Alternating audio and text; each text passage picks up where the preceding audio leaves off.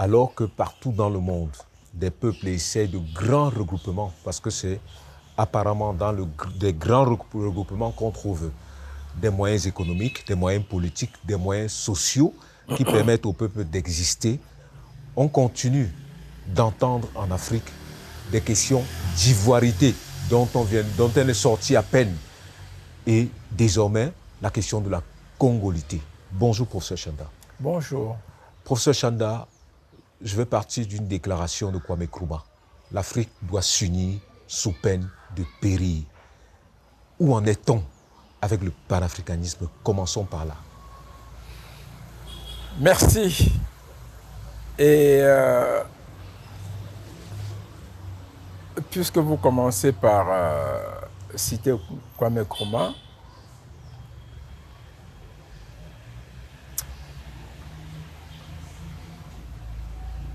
il faudrait avoir une pensée très forte pour Cheikh Anta Diop, pour Mohamed Kadhafi, pour Ouari Boumedienne même. Et puis, on ne peut pas les évoquer sans évoquer Kwame Nkrumah, Julius Nyerere, Modibo Keïta.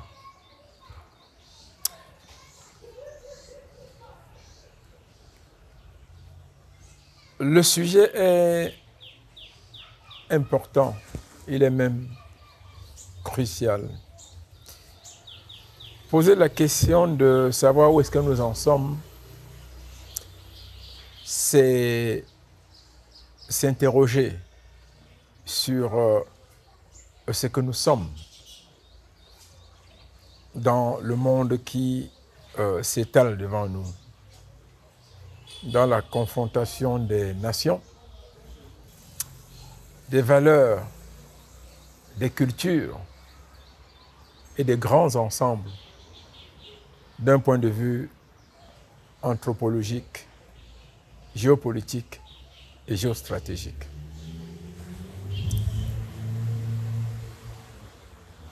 C'est avec beaucoup de peine que l'on doit faire le constat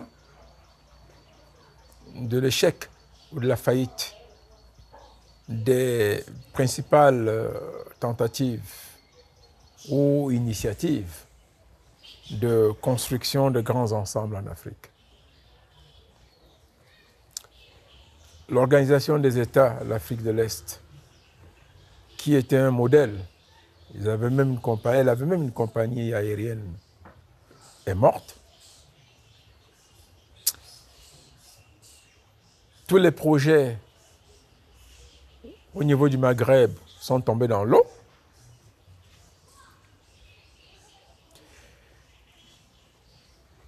Les ensembles sous-régionaux ne valent plus grand-chose aujourd'hui, que ce soit en Afrique australe, en Afrique centrale ou en Afrique de l'Ouest.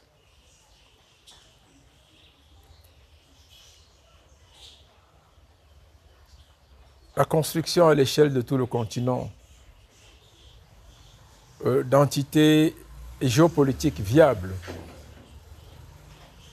mettant en œuvre un cadre institutionnel réel et des mécanismes de coopération intégrés, marque le pas aujourd'hui.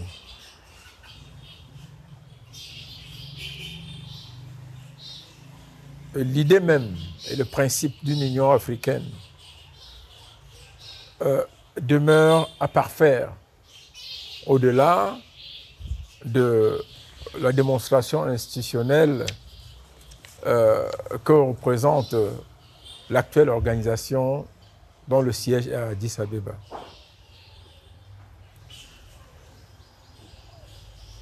Je crois que, au risque de nous perdre et de nous mentir à nous-mêmes, il faut recentrer le discours panafricaniste et revenir à beaucoup plus de réalisme.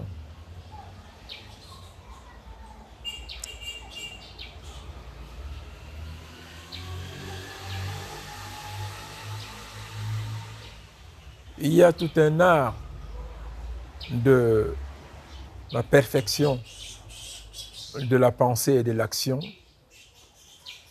qui doit être revisité, dans le sens où nous avons beaucoup parlé, nous parlons beaucoup, mais la réalité nous rattrape dans notre défaillance et notre incapacité à mettre en place, ou à tout le moins à élaborer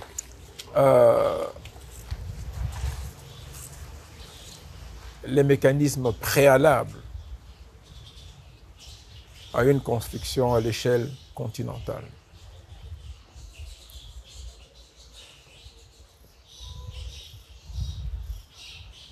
Vous ne pouvez pas faire 0 plus 0 plus 0 moins 0 fois 0 divisé par 0 pour obtenir un chiffre. Ça vous donnera toujours 0. En somme, qui sommes-nous?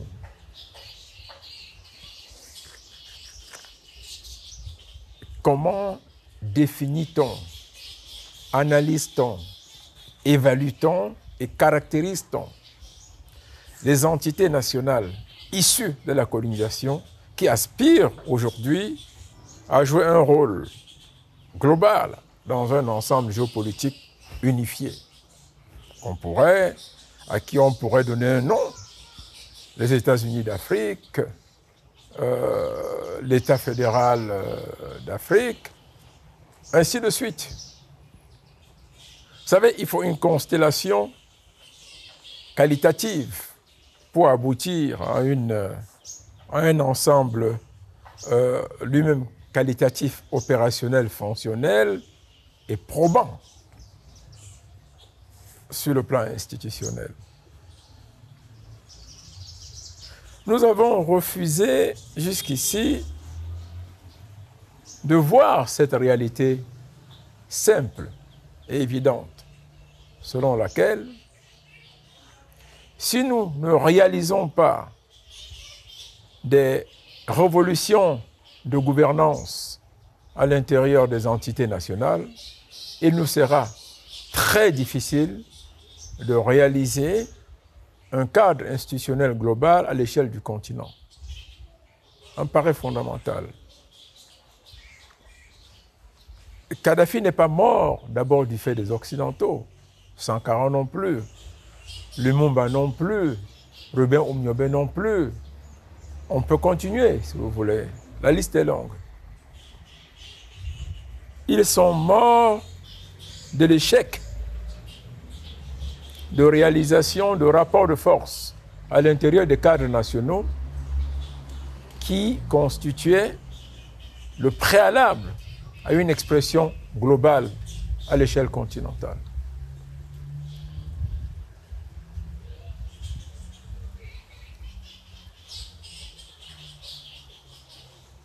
On pourrait dire, mais que faire?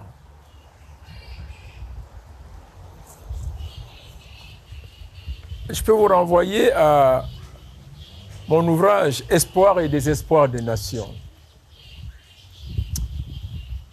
J'ai écrit ce livre quand Hollande se rend au Mali, quelques mois après son élection, alors que les djihadistes sont à quelques portes, à quelques pas, à quelques encablures de la capitale Bamako.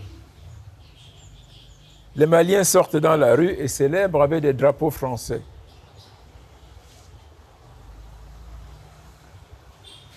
Ça m'avait profondément touché.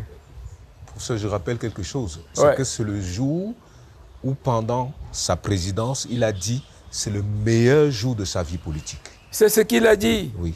Mais Vous savez, pour moi, c'était le pire des jours pour l'Africain. Ça voulait dire que longtemps après ce qu'on a appelé les indépendances, nous avions encore besoin du maître blanc, colonial, européen et français, pour venir nous libérer de nos propres incapacités à tenir debout un État-nation.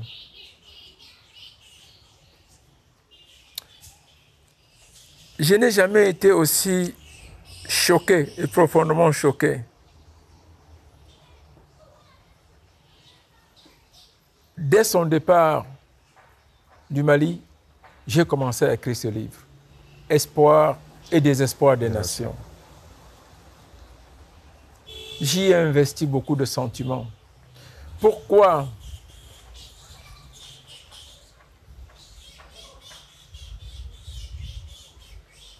C'était pour moi un échec. Et ça rejoignait ce que dit à l'époque Kwame Nkrumah lorsque le Congo est en difficulté, lorsque Patrice Lumumba est capturé par le colon belge en rapport avec la CIA. Parce que Patrice Lumumba lance un appel pressant à toute l'Afrique. Et Kwame Nkrumah dira, l'avenir de l'Afrique se joue au Congo. Vous savez, ça me permet de revoir beaucoup de choses. Cette délégation de nationalistes camerounais qui va à Pékin, alors que Ernest Ouandjié vient d'être condamné à mort. La réponse des autorités chinoises sera aller dire au peuple camerounais que le milliard de Chinois est solidaire de sa cause. En réalité, le message voulait dire aller dire au peuple camerounais que nous comptons sur lui. Nous savons et pouvons compter sur lui pour prendre les initiatives qui s'imposent pour empêcher l'assassinat d'Ernest Ouandjié. Et ça rejoint ce que Lénine avait dit. La révolution se fera dans chaque pays. L'Union des républiques socialistes soviétiques n'ira pas faire la révolution dans d'autres pays. Les travailleurs communistes de la République socialiste soviétique de Russie n'iront pas libérer les travailleurs des autres pays du joug de l'impérialisme et de l'exploitation capitaliste. En somme, nous sommes rendus aujourd'hui à une situation pitoyable.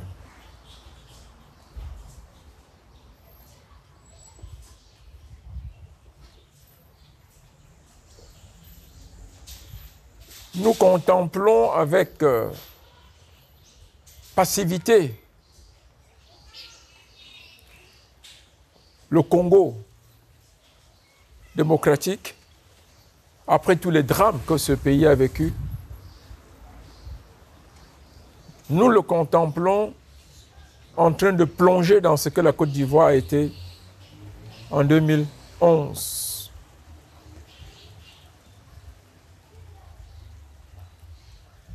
On aura beau établir les responsabilités de Sarkozy et du colonialisme français, il demeurera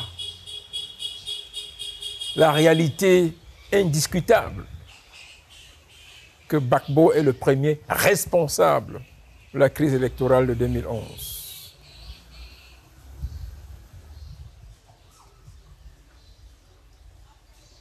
chaque fois que quelqu'un tiendra un discours d'exclusion, construira des termes de référence institutionnels de marginalisation et de discrimination d'une fraction de la nation entière, il va mettre en place les prémices de la guerre civile et de la destruction de l'ensemble national. Et si ce n'est pas pour tout de suite, ce sera pour plus tard. Oui.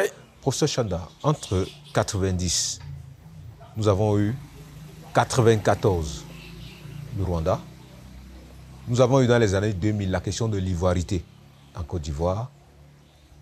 Nous parlons de congolité. Qu'est-ce qui ne marche pas, professeur Chanda? Est-ce que les intellectuels, est-ce que c'est parce qu'on n'a pas débattu de la question, suffisamment de la question du Rwanda ou de l'ivoirité, qu'on se retrouve dans une espèce de congolité aujourd'hui? Qu'est-ce qui se passe pour que nous ne prenions pas en compte les leçons de l'histoire? Non. Vous savez,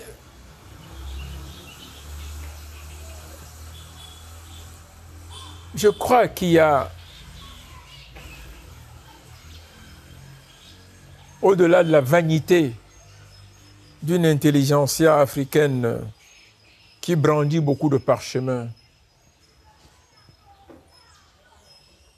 il y a la paresse, il y a l'absence d'inventivité morale et éthique, il y a le recours au mimétisme et il y a le silence. Un silence complice. Complice.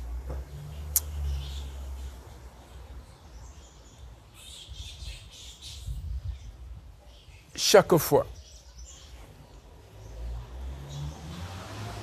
qu'on voudra travestir la vérité,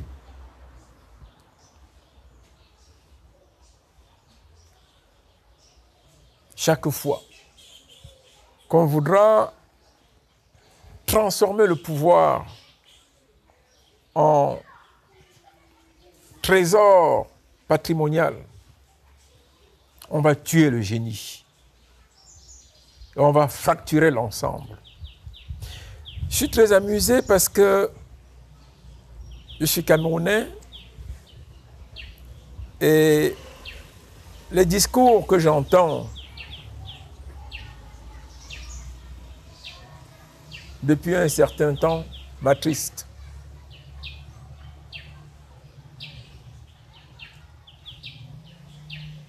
Vous avez des individus qui vous balancent des mots d'ordre du genre un Bamileke ne sera jamais au pouvoir,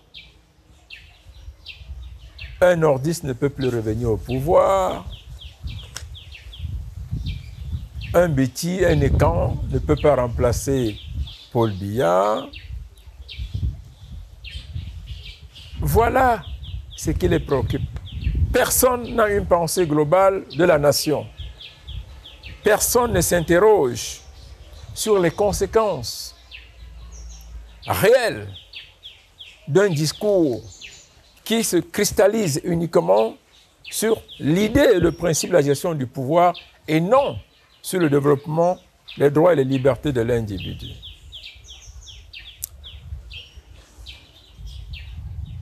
Nous en arrivons à créer une distorsion complète de l'identité nationale au point de ne même plus être en mesure de capter l'essence de ce que représente l'identité nationale.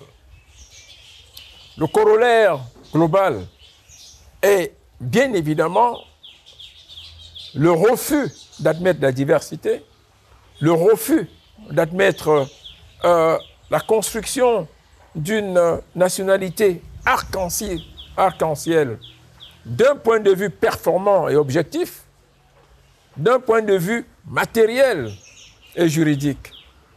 Pourquoi est-ce qu'on est contre la double nationalité? Par exemple, au Cameroun. Pourquoi est-ce qu'on érige des frontières avec la diaspora? C'est une bêtise, si vous voulez. Nous sommes en retard. Ce n'est pas différent de la congolité, si vous voulez. Le monde est, aujourd'hui, il n'est pas simplement dans une exigence de multipolarité à l'échelle diplomatique et géopolitique. Il existe dans cette multipolarité, dans cette pluriculturalité, dans cette diversité qui est incontournable, inéluctable, indestructible, si vous voulez. C'est l'admettre ou disparaître en tant qu'individu, en tant qu'institution. Professeur, est-ce qu'il n'y a pas une faiblesse dans le concept d'identité nationale? Et peut-être qu'il faudrait tout de suite l'analyser et peut-être je ne sais pas si on peut dire l'exclure. Est-ce que le concept même ne pose pas problème? Écoutez, j'aurais pu vous apporter une réponse assez structurée, assez complexe. D'abord en tant que juriste, en tant que politologue, en tant que philosophe, en tant que sociologue, en tant qu'économiste. Mais je ne le ferai pas, parce que renvoyer dans ces différents secteurs, dans ces différentes divisions de la science ou de la compréhension scientifique, vous pouvez avoir des éléments complètement contradictoires. C'est d'ailleurs pour cela que l'idée de nation et le principe d'État, deux choses différentes en Afrique, a continué à poser longtemps le problème. Mais pour taire tout ça, déjà, il faut apporter une clarification. L'État n'est pas la nation. La nation ne saurait être l'État. L'État, c'est une construction institutionnelle qui rassemble le territoire, la population et l'autorité. Pendant que la nation, c'est une somme de valeurs anthropologiques, culturelles et historiques, sociologiques, qui ne souffrent d'aucun débat.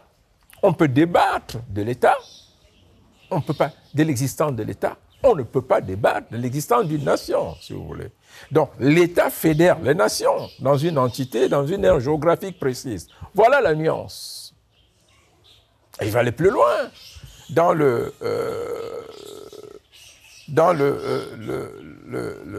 la théorie fondamentale du droit international classique, la nationalité recouvre une somme de caractéristiques à la fois sentimentales,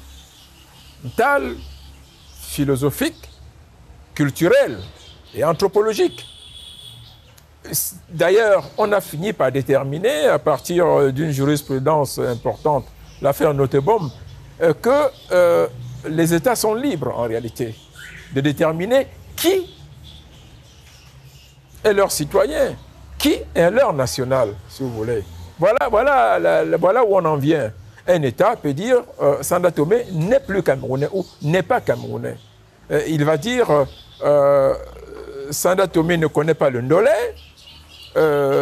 Sanda Tomé ne fait pas telle chose qui, dans la culture, dans l'ordonnancement des valeurs camerounaises, est caractéristique et symbole. Sanda Tomé ne connaît pas le Ndop, le tissu. Sanda Tomé ne connaît pas le sanga. Sanda Tomé n'a aucune idée de l'oboum. Du coquille.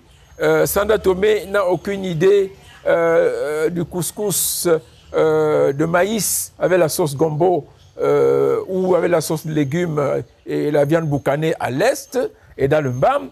Donc Sanda Tomé n'est pas camerounais. C'est des choses qui rassemblent les Camerounais.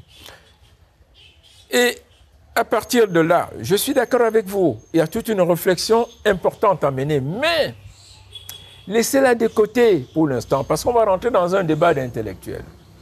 Nous sommes dans la recherche des voies et moyens, des mécanismes, de l'argumentation fondamentale qui mène à la construction d'une nation africaine, même à la limite, d'un ensemble géopolitique et géostratégique africain qui se définit comme tel sur le plan international et qui rentre en conflit avec d'autres ensembles. L'Europe n'est pas à l'abri du développement qu'il vient de faire, mais simplement, il y a une nuance. C'est que historiquement, culturellement et politiquement surtout, les entités nationales qui composent l'ensemble européen ont atteint un stade de maturité, sont passés par des étapes de lutte, des étapes de révolution, des étapes de mutation que nous n'avons pas encore connues. On parle de la fête du travail, mais pour l'Africain, c'est une transposition. J'ai vécu en France. J'ai milité dans les syndicats estudiantins, dans les syndicats de travailleurs. J'ai vu ce que représente la fête du travail. J'ai compris d'où ça vient. D'où viennent les congés payés. L'Africain ne connaît pas ça. Il est étranger à ces luttes-là, aux luttes qui ont mené aux congés payés, aux 40 heures de travail, à la fête du travail, la fête du 1er mai. C'est là d'abord. Menons nos luttes, articulons nos conquêtes à partir de nos problèmes, de nos soucis. Et nous allons nous installer confortablement comme des entités viables en ce qui concerne l'expression de leurs valeurs propres. Et ce sont ces entités performantes, consacrées, sacralisées, qui ensemble vont rassembler les éléments pour un ensemble africain géopolitique et géostratégique viable, respecté et influent. Avant ça, on ne peut pas. On nous retarde avec des histoires d'ivoirité, de congolité, de la terre de mes ancêtres, allez chez vous, on va retourner chez vous, on va... C'est une folie. Nous n'y arriverons jamais si on reste dans cette espèce de léthargie obscurantiste, arriérée et antique. Non, nous n'y arriverons pas. Le débat est important, il est puissant et il faut le prendre à bas le corps. La peur que m'inspire ce discours sectaire, c'est quelque chose de terrible. C'est la problématique d'ensemble du pouvoir qui est mal assumée et mal comprise. On continue de penser qu'une fois qu'on a le pouvoir, on peut tout faire, que le pouvoir est la source de la vie et qu'après le pouvoir, il n'y a rien. Comment pouvez-vous admettre un petit truc comme la Fédération camerounaise de football? Vous y mettez un président, un jeune, dès qu'il arrive, sa préoccupation, c'est de changer la durée de mandat de 5 ans à 7 ans. C'est une catastrophe. Ça ne marche pas. Et vous pouvez l'étendre partout. Le problème du Congo, c'est quoi? Il se trouve que Moïse Katumbi est originaire du Katanga. C'est la province la plus riche, la plus influente et la plus puissante du Congo. Historiquement, le drame du Congo s'est noué sur cette question du Katanga.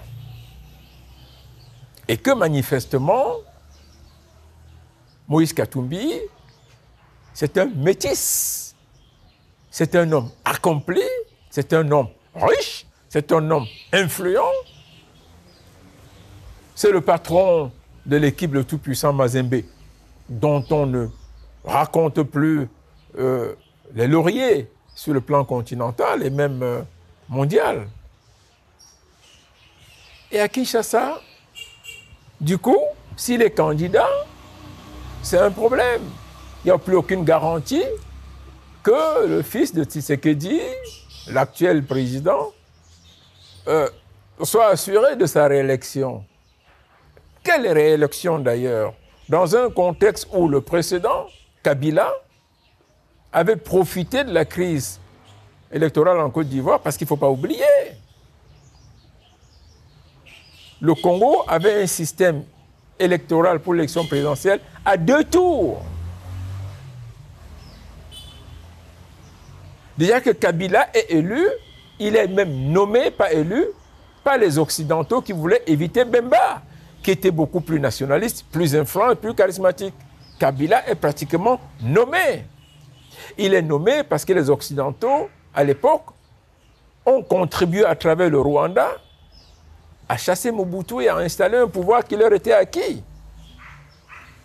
Et que les Occidentaux voyaient très mal Bemba prendre le pouvoir.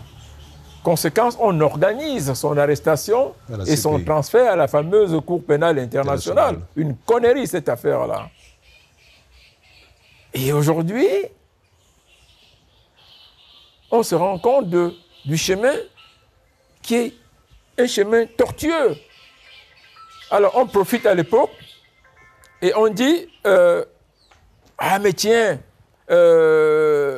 l'élection à 2 tours, c'est ça qui a créé le problème en Côte d'Ivoire. Alors, nous, on ne veut pas ça. On va changer pour mettre une élection à 1 tour. Et voilà comment on fait au Congo pour reconduire Kabila et pour écarter Bemba définitivement. Aujourd'hui, la question c'est, même à 1 tour, il n'y a aucune garantie et que Tshisekedi, qui en réalité est le meilleur risque pour les Occidentaux,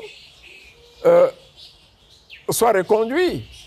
Il n'est plus, justement. Il n'est plus. Le cheval de bataille des Occidentaux, c'est Katumbi, qui réunit un certain nombre d'atouts favorables aux intérêts occidentaux. Kabila, pas Kabila, Kabila, l'ancien Kabila, le fils, est aux aguets, mais simplement, il ne peut pas revenir. Les Occidentaux l'ont classé, définitivement. Maintenant, que faire avec Tshisekedi? Il a compris qu'il a un problème dans sa relation avec les Occidentaux. Du coup, il veut se mettre dans la mouvance de nouvelles convergences russo, sino et turc, donc dans la mouvance des BRICS. Pour cela, il faut écarter Katumbi. Et on sort comme un mouchoir de poche coloré l'histoire des Congolités. C'est ce qu'on a vu en Côte d'Ivoire. Il fallait écarter Ouattara et les Gbagbo ne s'en cachaient pas. Les Dioula, on n'en veut pas. Il était Dioula, ancien Premier ministre, ancien directeur général de la Banque mondiale, diplômé docteur en économie d'une des plus grandes universités américaines, ancien président de la BCAO. On n'en voulait pas. Musulman, marié à une juive, on n'en voulait pas. C'était trop évident que Ouattara serait devenu président si on l'avait laissé être président, être candidat. Alors là, on a sorti l'ivoirité que Bédier avait déjà manipulée, que Gué avait déjà manipulé puis assassiné. Voilà l'Afrique. Vous ne pouvez pas, avant la réalisation de performances sur le plan de gouvernance interne, penser à un ensemble continental qui soit viable. On sera dans l'optique de mini-révolution et de fractures sous-régionales, ce qui se voit en ce moment en Afrique de l'Ouest. Vous avez les nouveaux pays révolutionnaires complètement détachés, dans un peloton complètement à part, avec le Sénégal qui essaie de jouer une partition de médiation et le Ghana qui a compris qu'au sein de la CEDEAO, il y a un gros problème qui est devenu francophone en réalité, qui tient des discours ambivalents, qui va aux Nations Unies tenir des discours enflammants contre les coups d'État militaires et qui revient en Afrique changer complètement de discours, dit non mais je m'excuse. Et puis quand ça ne va pas, qui se rapproche du Nigeria pour dire ah, la CEDEAO, si c'est comme ça, nous on est d'abord anglophones. C'est un gros problème. Comment est-ce que nous faisons pour nous en sortir? Alors, je vais vous dire.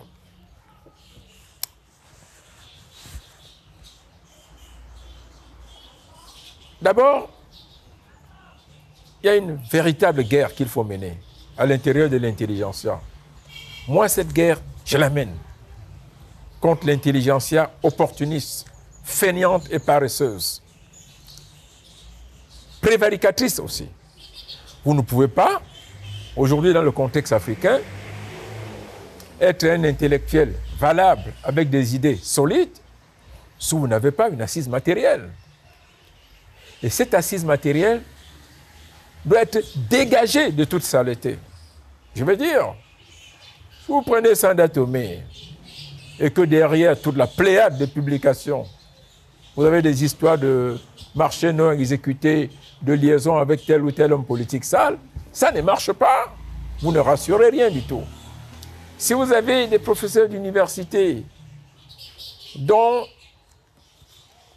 la seule source de vie, le seul élément de construction d'un bonheur matériel est le salaire versé par l'État, vous n'allez nulle part. Ils sont exposés au chantage. Si vous avez des artistes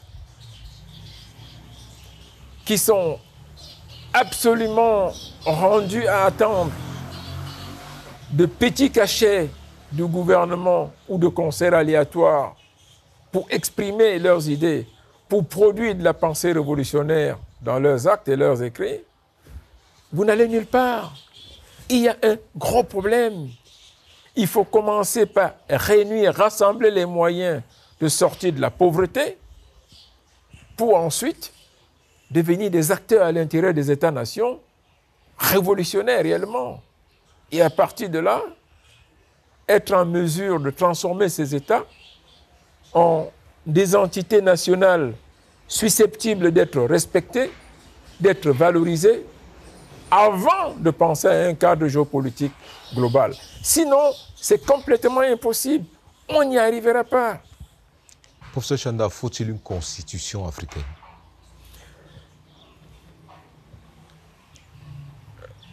D'abord, je vais vous répondre en des termes aussi simples. Il faut limiter le rêve à ce qui est acceptable. L'idée d'un gouvernement mondial existe depuis même avant le traité de Westphalie, qui fonde le multilatéralisme. Mais c'est une chimère. L'expérience a démontré depuis la Société des Nations, depuis le traité de paix de Versailles avec les 14 points du président Wilson, et ensuite la conférence de San Francisco qui bâtit l'Organisation des Nations Unies, après les accords de Yalta, Potsdam, ainsi de suite, qu'en réalité, penser à un gouvernement du monde, c'est consacrer, sacraliser, viabiliser, ordonnancer et accepter un gouvernement traduisant un rapport de force, de circonstances. Nous voyons aujourd'hui comment est tombée la Société des Nations. Quand Hitler se retire des transins et engage les hostilités, nous voyons ce que les grandes puissances de San Francisco font du système des Nations Unies. Quand on vous dit la Cour pénale internationale a ordonné l'arrestation de Poutine, mais attendez, mais ça fait rire. C'est le sommet de la bêtise. C'est le sommet de la démonstration de la futilité, de la tricherie et surtout de l'inutilité, la vassalité même à la limite de cette affaire, de ce truc, en fait. C'est le reflet d'une prétention de domination par un rapport de force ancien qui n'existe plus en réalité. Le monde a changé. On ne peut pas parler d'une constitution africaine. Non.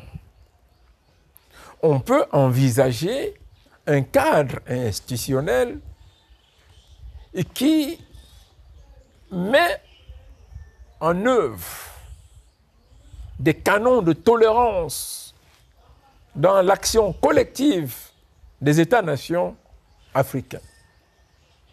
Et jusqu'à une certaine limite. C'est pour ça qu'on dit qu'il n'y a pas de police internationale, il n'y a pas d'armée internationale, il n'y a pas, en réalité, de juge international. En la matière, tout le droit international enseigné dans les universités et répandu dans les séminaires et autres instances est simplement un message de construction tout à fait circonstancielle de quelque chose autour duquel il est possible de rassembler les codes éthiques d'une conduite et d'un comportement international. Mais pas quelque chose de solide, de sûr, de certain et de non transgressable. Alors, je vous invite à lire Le fédéralisme dans les écrits de Nkrumah de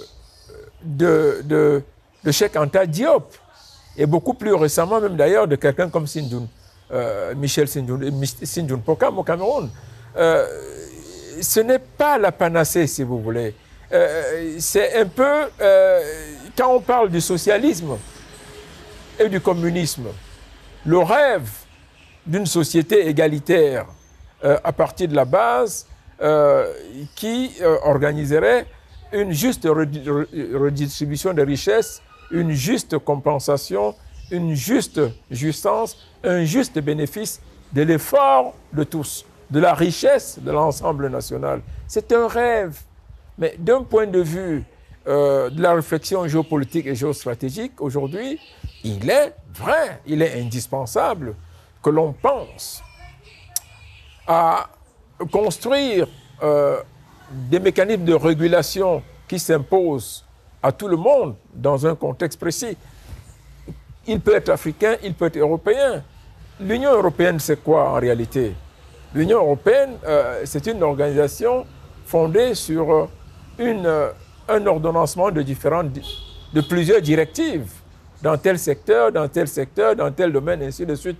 On fait ceci, mais vous vous rendez bien compte, ça ne marche pas toujours. D'ailleurs, la preuve, le Brexit, il y en aura d'autres, même à l'intérieur de cette Union européenne.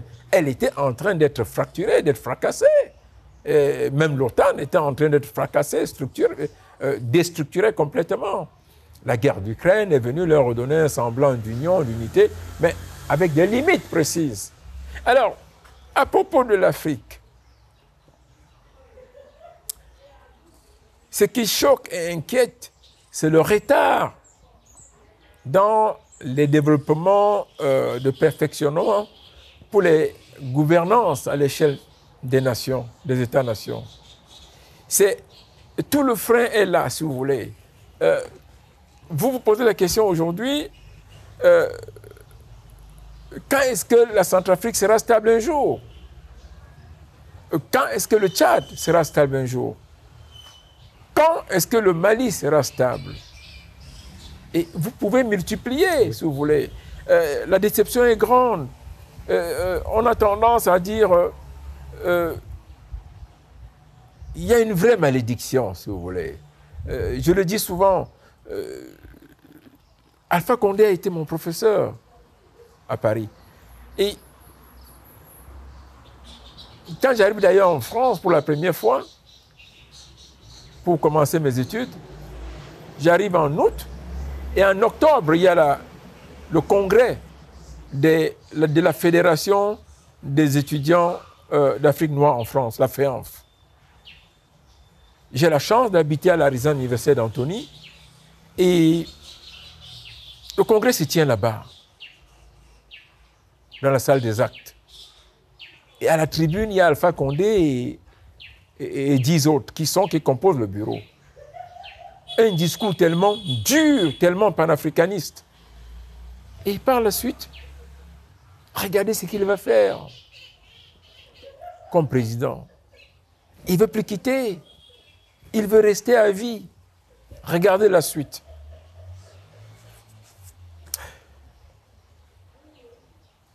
En 1976, je suis avec Mongo Betty qui me reçoit au siège, dans le petit bureau qui servait de siège à la revue Peuple Noir, Peuple Africain qu'il venait de créer. Et il me parle de Laurent Gbagbo pour la première fois. Un jeune professeur d'histoire, nationaliste, panafricaniste, qui tient tête à la dictature néocoloniale de Houphouët-Boigny. Regardez la suite. On peut ajouter... C'est lui qui développe l'ivoirité, qui, en fait, les gens oublient un peu ça. Les Nations Unies avaient fait en Côte d'Ivoire ce qu'ils n'avaient jamais fait ailleurs. C'est-à-dire qu'ils ont mis tellement d'argent pour qu'on fasse de vraies élections. Je vous prends un autre cas. C'est dommage, hein? Mon parcours, c'est un drame avec ces gens-là. Quand j'arrive en première année de droit à l'Université de Dakar, Wade, c'est une vedette. Wade est à la fois professeur d'économie et professeur de droit. La faculté de droit et des sciences économiques, c'est une seule et même faculté. Je vous assure que chaque apparition de Wade, on me disait le professeur Wade, maître Wade, chacune de ces apparitions, c'était une émeute dans le campus. J'habitais dans le campus, l'université de Dakar. C'était la première université francophone à cette époque, en 1975. Mais c'était passionnant simplement de le voir descendre de voiture pour venir enseigner. Et quand il arrive au pouvoir, regardez, 11 personnes sont mortes parce que Wade voulait rester au pouvoir. Il a d'abord voulu changer la constitution pour faire de son fils le vice-président, qui allait lui succéder de manière automatique. Ça n'a pas marché. Il a voulu en faire le maire de Dakar. Ça n'a pas marché. Et après, il a voulu ne pas partir. Il a été chassé du pouvoir. Tous ceux qui, pour moi, ont incarné des modèles, c'est une malédiction.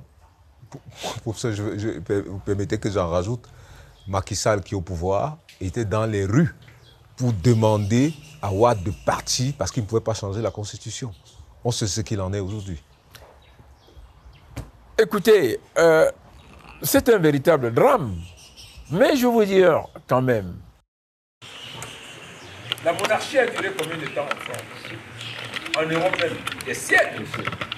Donc, au risque de correspondre à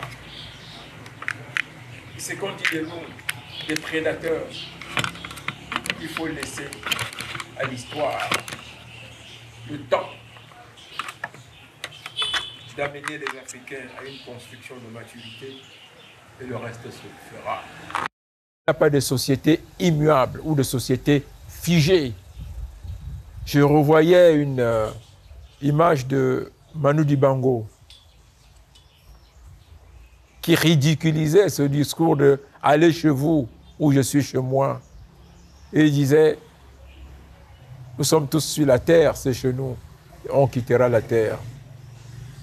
La terre ne nous appartient pas ». Et en réalité, je crois que c'est cela. En attendant,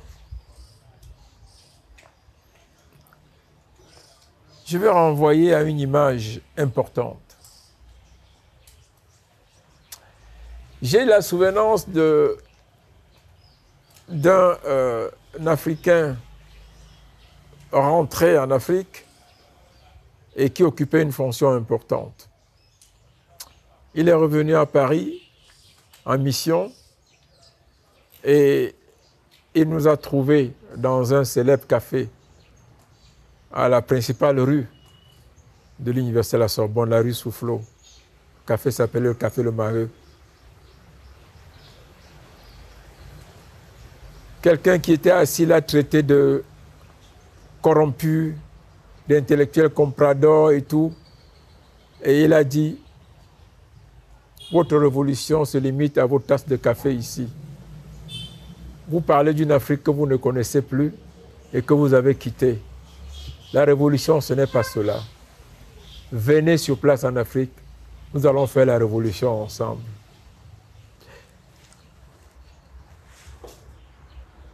Ça m'amène à parler de l'Africain nouveau.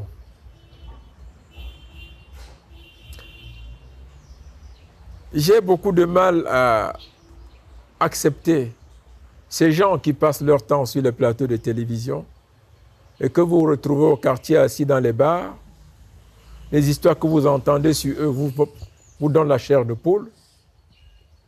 C'est le verbiage, ce sont des injures, c'est le développement d'un discours de la haine.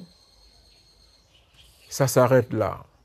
On critique tout, on insulte tout le monde, on est beau, on est grand, on a raison, on a des diplômes, on est sabitou. Dans la vie au quotidien, vous retrouvez de piètres individus qui n'ont ni famille structurée, qui n'ont aucune action qui soit cadrée dans les normes éthiques et morales et qui en réalité se foutent de la gueule de leur pays. Ce qu'ils veulent, c'est exister. Ce qu'ils veulent, c'est un exutoire pour leur frustration. Le destin de la nation, le destin de la cité, le sort des plus petits, des plus faibles, des plus pauvres, des plus démunis, ne leur dit absolument rien. Vous ne pouvez pas, à partir de là, raisonner sur une Afrique que vous projetez globalement, qualitativement, sur la scène internationale, avec des rapports d'influence. Ça commence par des individualités fortes, solides, qui ont une éthique de vie, une hygiène de vie, qui ont une conscience du sacrifice. Je l'ai souvent dit, ne ramenez pas, par exemple, votre pays, si on est Camerounais, Ivoirien ou Sénégalais, ou encore Tanzanien ou Algérien, ne ramenez pas le destin de votre pays à votre bonheur immédiat. Ce n'est pas parce que vous n'êtes pas au gouvernement, vous n'avez pas accédé au pouvoir, vous voulez être président, on vous a refusé ceci, que pour vous, tout est fini, tout est mauvais. Je regrette. Non, ça ne marche pas comme ça. Ça devient à un moment donné de l'avidité, de la jalousie, de la haine, parce que l'on porte, on vit avec des frustrations que l'on ne peut pas solutionner, en réalité, mais d'une réflexion centrale, une réflexion cousue, réellement fondée, qui vous installe dans la respectabilité sociale, qui vous installe dans la postérité comme un acteur de référence dont il faudra se souvenir. Je ne pense pas que beaucoup d'Africains, surtout les intellectuels africains, sont dans cette logique. Et en parlant, peut-être vaudrait mieux laisser l'intelligentsia de côté.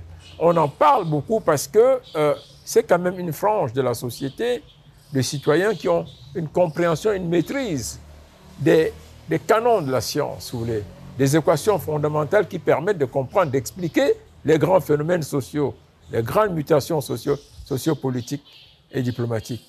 Mais, au fond, ça renvoie à l'individu primaire, à l'élémentaire, à l'Africain élémentaire, compte tenu de niveau d'études, de qualification sociale, de fortune ou de richesse. Je veux dire, dans un pays où on vous dit il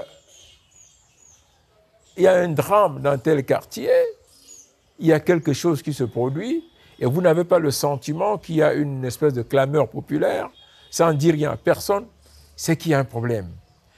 Moi, il faut être dans ce rôle d'alerte permanente. Je vois une voie publique qui est en train de casser. Vous pouvez vous dire que d'ici une semaine, d'ici un mois, il n'y aura plus de route là-bas. Vous saisissez le ministre qui en est compétent. 2, 3 ans après, il n'y a aucune réponse. Rien n'est fait, rien n'est dit. Vous voyez le même ministre à la télévision qui tient des discours pimpants, qui vous dit c'est le ciel, c'est la terre, qui fête le chef de l'État avec des effigies. En fait, c'est des opposants au chef de l'État. Le vrai problème, c'est là. Qu'est-ce que nous faisons par nous-mêmes pour nous réaliser d'abord en tant qu'individus, en tant qu'acteurs importants, solides sur le plan éthique et moral, et enfin, en tant que citoyens qui aspirent à bâtir une nation, à construire une société forte, une société respectée et respectable, que l'on pourra proposer comme membre d'une entité africaine globale. Voilà la réalité. Voilà. Nous prenons des petites choses simples. Essayez d'analyser le nombre d'échanges, de visites.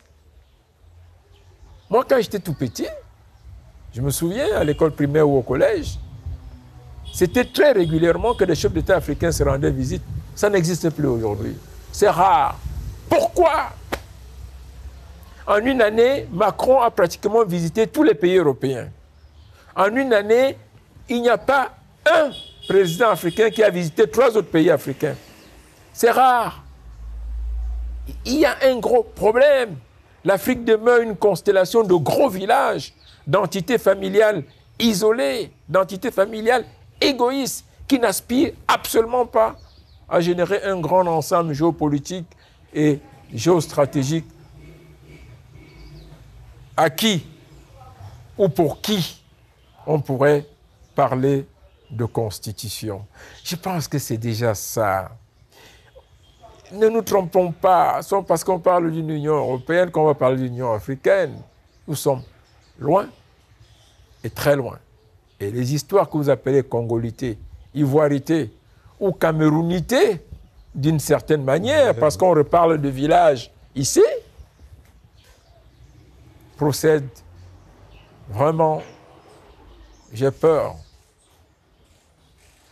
de la barbarie, de la sauvagerie, du crime contre l'humanité. Professeur, nous allons sortir par là. Peut-être que nous avons eu tort de bâtir une Union africaine où tout le monde est accepté.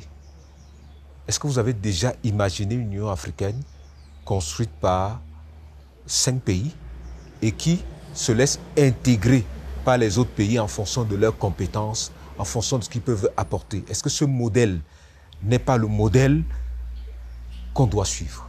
Non, tout de suite non. En tant qu'internationaliste, non. Pas du tout.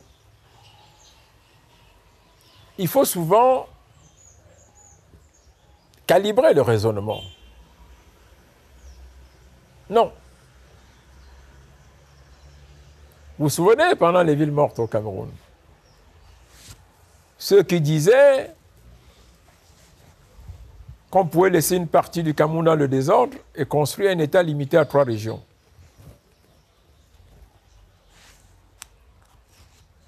Vous vous souvenez encore, et peut-être pas, ça je le dis, pour ceux qui ne sont pas très entraînés sur les questions internationales, lorsque Ronald Reagan est élu président des États-Unis en 1981, sa première préoccupation, c'est de dire, mais bon sang, on se fait insulter par des sans-culottes à l'Assemblée générale des Nations Unies, certains États qui n'ont même pas 1 million d'habitants, qui ne peuvent même pas payer les papiers, les papiers hygiéniques qu'on utilise dans les toilettes ici.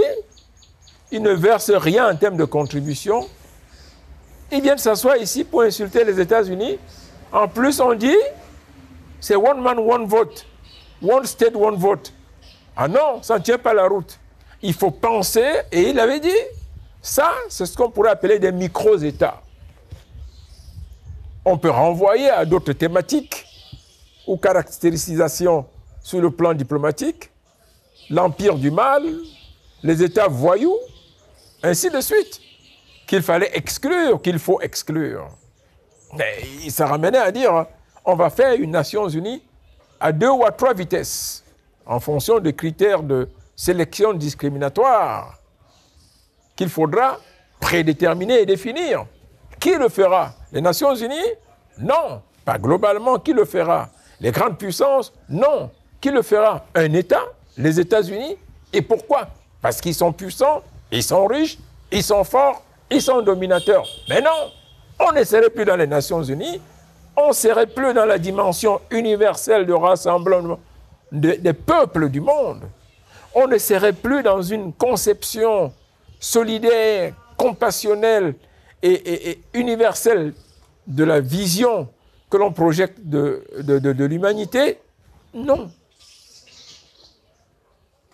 Par contre, la scène internationale, le concert des relations internationales globalement, se détermine par une succession d'organisations, une succession de cadres institutionnels à partir de critères ou de conditionnalités déterminée et prédéfinie par les États qui en sont les initiateurs, les fondateurs. Il y a une organisation des pays producteurs du pétrole, il y a une organisation des pays producteurs de cacao, il y a une organisation de ci, et de ça. Et à côté de ça, il y a ce qu'on appelle les institutions spécialisées des Nations Unies, qui sont la résultante de la compréhension qu'il est nécessaire de créer une organisation qui s'occupe de telle ou telle question précise qui est universelle. UNESCO, Organisation mondiale maritime, UIT pour les télécoms, ainsi de suite, Interpol pour la police criminelle. À côté de ça, il y a les organisations régionales, l'Union européenne, l'Organisation des États latino-américaines, l'Organisation de l'unité africaine, ainsi de suite. Il y a l'Organisation des pays arabes, il y a l'Organisation des pays africains de producteurs de pétrole, il y a les institutions financières, la BAD, la BADAC, ainsi de suite. Mais, dans une réflexion qui veut poser le principe de la géo-intégration en fonction de spécificités discriminatoires, alors que la réflexion globale, c'est le rassemblement, c'est la solidarité mondiale, ce n'est pas possible d'avoir cette pensée. On ne serait plus dans l'universalisme. Et c'est pour cela, tout le débat actuel. Les BRICS naissent de la conscience de ce que il n'y a pas le même type d'intérêt, le même type de préoccupation dans une réflexion qui incarne les intérêts du plus grand nombre et les intérêts qui incarnent, et une réflexion qui incarne les intérêts de quelques États-nations puissants. Voilà la réalité. C'est pour cela que toute l'architecture de l'Organisation des Nations Unies, conçue à San Francisco, qui est en fait la résultante des négociations de Potsdam et de Yalta, est aujourd'hui remise en cause.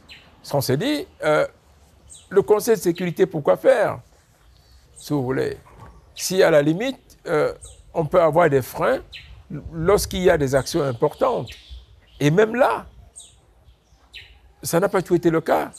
Les États-Unis sont intervenus en Yougoslavie, en Corée, en Irak, en Afghanistan, par-dessus la tête des Nations Unies. Les Nations Unies ont dit non, ils ont dit on y va, on s'en fout. Voilà les limites, en réalité. Et l'interrogation finale, c'est quoi? C'est, mais que faire? Quand vous dites mais que faire, vous revenez à terre. Vous dites, en fait, le monde tel qu'il existe, c'est l'entité globale. C'est tout ce qui, pour ce qui est de la planète Terre, constitue les acteurs, à la fois les acteurs négatifs et les acteurs positifs. Commencer par exclure, par discriminer, serait complètement s'éloigner de l'universalisme, du principe de l'universalisme. Par conséquent, il faut simplement essayer de redéfinir les termes de référence de l'universalisme. Ce dans quoi nous nous trouvons aujourd'hui, la reconquête du multilatéralisme par rapport à une pensée unique qui est devenue dominante et qui, depuis la fin de la guerre froide et l'éclatement du bloc soviétique, s'est installée comme une pieuvre, si vous voulez, comme un censeur absolument incontrôlable qui nous génère aujourd'hui des condamnations de Poutine, qui génère une cour pénale dont, en fait, le champ de prédilection, ce n'est pas de réfléchir sur le Yémen, où l'OTAN mène des actions complètement criminelles, ce n'est pas de réfléchir sur la Centrafrique, ce n'est pas de réfléchir sur ce qu'ils ont fait en Irak, ce n'est pas de réfléchir sur ce que les multinationales occasionnent dans le monde, si vous voulez, en termes de destruction. On a pendu le leader Ogoni parce qu'en réalité, il dénonçait Ken Saro-Wiwa, l'écrivain, on l'a pendu parce qu'il dénonçait les ravages sur l'environnement occasionnés par Shell en pays Ogoni, au Nigeria. C'est beaucoup plus grave, si vous voulez. Mais s'il fallait réfléchir, redéfinir en fait le cadre de sanctions et les causes pour lesquelles il faudrait ériger des sanctions et organiser la punition, la poursuite et l'arrestation des auteurs des crimes contre l'humanité, on ferait disparaître beaucoup de grands pays, les États-Unis, la France, ainsi de suite. La France, ses essais nucléaires n'ont jamais été en France. C'est en Algérie qu'ils ont commencé. Après, ils le continuent quelque part chez les sauvages, dans les îles lointaines en Polynésie. Ce n'est pas chez eux. Celui qui peut mourir, ce n'est pas les Français. Vous prenez beaucoup d'autres grands pays, c'est la même chose. Le Canada, aujourd'hui, réfléchit sur la compensation, n'est-ce pas, des crimes commis contre les populations autochtones. La même chose en Australie. On ne parle pas des États-Unis. Les Blancs sont arrivés, les Européens, ils avaient trouvé des Indiens, ils les ont massacrés, découpé les bêtises en morceaux. Les crimes contre les Noirs, l'esclavage, qu'est-ce qu'on en a fait? Alors, il vaut mieux que l'on s'entende. Le point focal, l'exigence, c'est des termes de référence, ou si vous voulez, la construction de dénominateurs de normes, de dénominateurs communs, qui puissent rassembler tout le monde autour d'un minimum d'acceptation, autour de valeurs non transgressables. Mais si vous partez du principe qu'il faut spécialiser des cadres d'un point de vue discriminatoire, vous n'êtes plus dans l'universalisme, vous n'êtes plus dans le multilatéralisme, vous retombez dans la pensée unique et sectaire. Merci infiniment, professeur Chanda. Chers téléspectateurs, nous retenons de cet entretien que quelle que soit la forme de société dans laquelle nous vivons, quel que soit le rôle social que nous avons à jouer, nous avons quelque chose à donner pour notre participation sociale et politique. Mais il est important que nous fassions attention au discours d'exclusion et de discrimination. Merci, professeur. Je vous en prie, c'est moi qui vous remercie. À très bientôt sur Africa TV.